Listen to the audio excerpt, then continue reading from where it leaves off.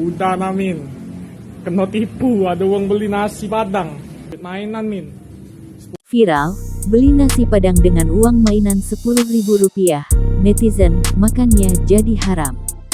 Transaksi jual beli di Indonesia harusnya menggunakan uang yang sah.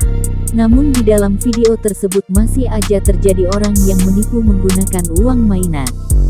Menurut keterangan dari yang membagikan video tersebut, awalnya ada seseorang membeli nasi padang di salah satu warung makan di Palembang. Pembeli tersebut menyerahkan uang mainan yang tampaknya sudah dilipat-lipat sebelum membeli. Orang yang membagikan video itu juga mengatakan kelakuan penipu dengan uang mainan itu akan mendapatkan dosa. Video tersebut mengundang berbagai reaksi dari netizen. Banyak netizen mengomentari penipu dengan uang mainan akan memakan makanan yang tidak halal.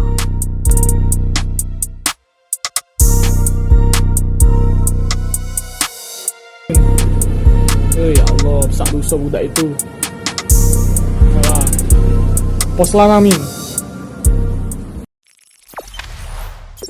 Jangan lupa subscribe, share, komen, dan like ya.